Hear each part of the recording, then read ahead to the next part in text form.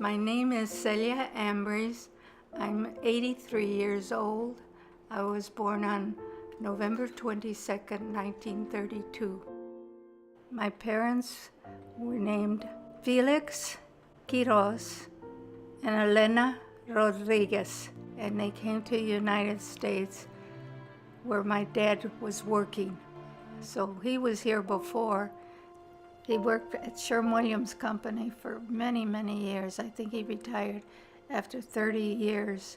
He worked in he worked with other guys working these bins of lead. Yeah, and that's where he was, and he stayed there all the time he was there. He was born in Leon, Guanajuato, and then he went to Zamora, and that's where he met my mother. He would tell me a lot about his earlier life. I know he had a bakery there, and he would bake bread there, but I think he probably had more of an opportunity in Zamora.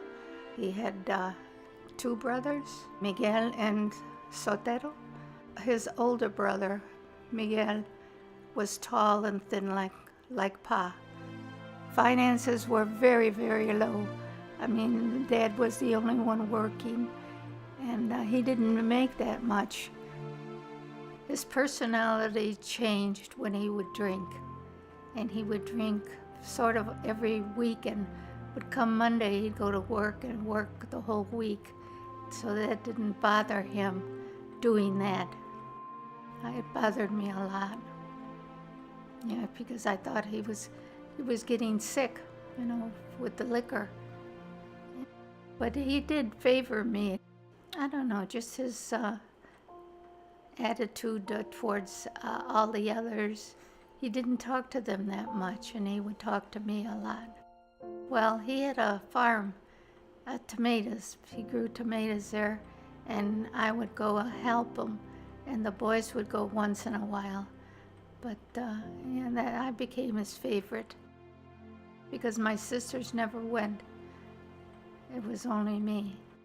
Yes, I like to do that, but in order to get there, we would have to go across some dumps, and that was scary. And my dad would farm this farm because these two brothers had the farm, and they would let my dad grow tomatoes there and chiles. He would bring them to the house and sell them. Well, my mother would can a lot of them, and I guess he would just give them away because there were a lot of them, so he'd just give them away to his friends, and my mother would can. They would also can nopales too. He would go to Indiana, the Indiana dunes, to pick up the nopales and bring them home in shopping bags on a train. And then they would prepare them and can them. They were very healthy too. I mean, it was a good, solid food. Sometimes he just did it because he liked for people to tell him how good everything was. So he prided himself in that. I remember going with my dad to 18th Street, which was a neighborhood of Hispanic people, and stores. That's what we would do. The cilantro mostly, and his chiles. The cilantro was raised in his victory garden in back of our apartment house. And he had he built himself a little shed there, and he would grow things like cilantro, chiles.